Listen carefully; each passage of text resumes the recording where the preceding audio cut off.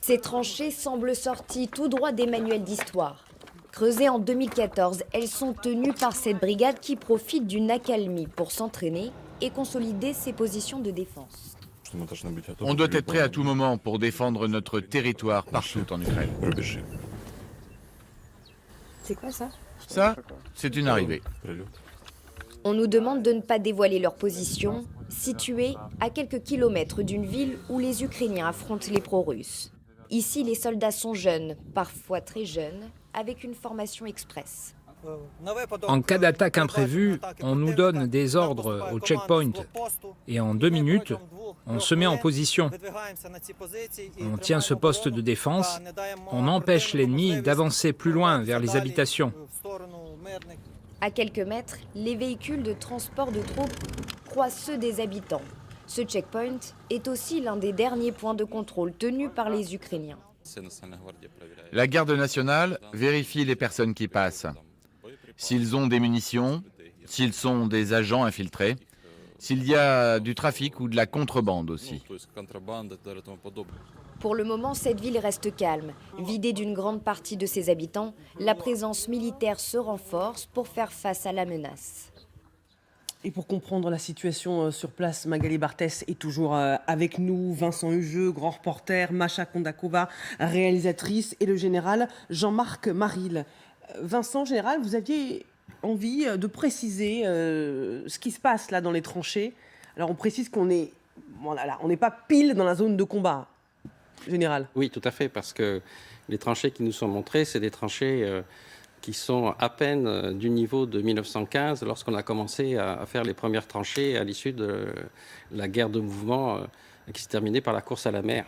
Donc ce que l'on voit, c'est certainement des tranchées extrêmement lointaines du front, parce que les tranchées d'aujourd'hui, pour pouvoir résister à des tirs d'artillerie massifs, doivent comporter des blocos, des zones d'abri, des souterrains, des infirmeries, parce que quand vous êtes pris sous le feu, vous ne pouvez pas évacuer tout de suite les blessés, donc vous avez des postes de secours qui sont installés, et donc des tranchées qui sont en position depuis 2014, d'après ce qui vient d'être dit par des témoignages précédents, montrent que ça ne peut pas être ces tranchées-là.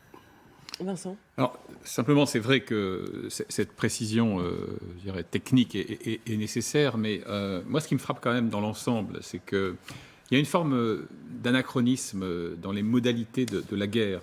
On glose beaucoup sur la technologie, les satellites, les missiles hypersoniques, etc., etc. Et on a quand même des scènes, bienvenue à Verdun, quoi. Comment dit-on l'In Maginot en ukrainien et en russe.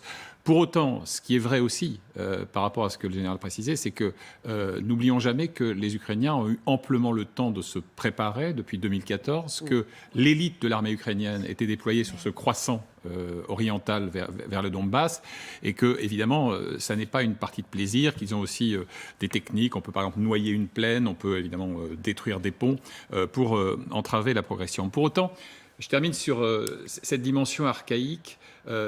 Joe Biden annonce donc la réactivation d'une loi qui date de 1941, évidemment en réponse au discours du 9 mai de Poutine.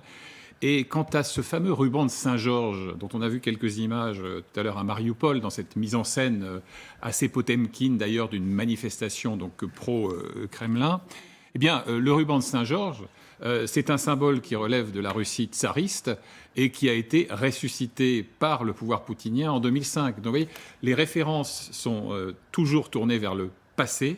Et la Russie ne fait pas qu'annexer des territoires. Elle annexe aussi l'histoire.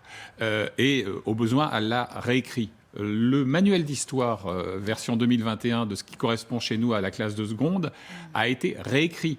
La Constitution de 2020, révisée sur ordre de Poutine, a introduit des dimensions qui, par exemple, punissent très très sérieusement tout ce qui pourrait remettre en cause la lecture officielle de l'histoire de l'Union soviétique, et pas seulement de la Russie.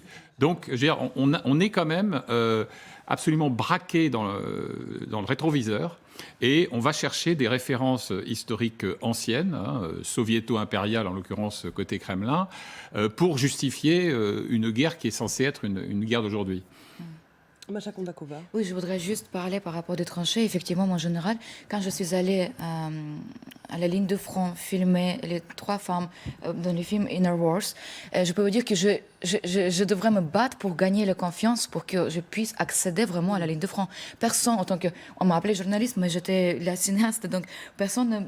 Après le bombardement, après quand j'ai vécu pendant une semaine au sous-sol avec mon personnage, un de mes personnages, elle m'a commencé après Frérot, mon bro, et comme ça, j'ai pu accéder avec la caméra pour voir qu'est-ce qui se passe, qu'est-ce que c'est vraiment la guerre. Et aussi, c'est pour la sécurité des journalistes. Et aussi, on ne peut pas accéder. Et aussi, pour la sécurité des militaires, on ne peut pas donner tout de suite l'information où ils sont les positionnements de l'équipe mortier, par exemple, ou d'autres infanteries. Donc je confirme absolument. Mais par rapport à ce que vous dites, c'est très intéressant et effrayant. Il faut qu'on soit éduqué, il faut qu'on plonge dans l'histoire, parce que j'ai l'impression que malheureusement ça répète et c'est effrayant. Et par rapport je voudrais juste terminer par rapport de Azovstal, parce que je pense qu'il y a encore des gens vivants. Et il y a une pétition que les activistes ont lancée, c'est pour ça que je m'adresse à vous, les spectateurs, s'il vous plaît. Je sais qu'il y a les dignités, je sais qu'il y a la question de militaires, je comprends très bien. Mais de mon point de vue, il y a encore des gens qu'on peut sauver. Je ne sais pas si ça va marcher, mais peut-être, il faut tout tenter. Il y a une pétition en ligne. Tout à fait. Il est en ligne. Je viens de signer, en fait, parce qu'il y a 2 personnes qui m'ont envoyé, une amie qui est réalisatrice et productrice de Kiev. Et en fait, elle m'a dit, c'est urgent, si tu peux signer, parce qu'il y a déjà plus qu'1 million de gens qui ont été signés. Mais si c'est possible d'aller jusqu'à 600 000, ça s'appelle, voilà, c'est juste des activistes qui ont créé ça. Je pourrais le mettre sur mon Instagram.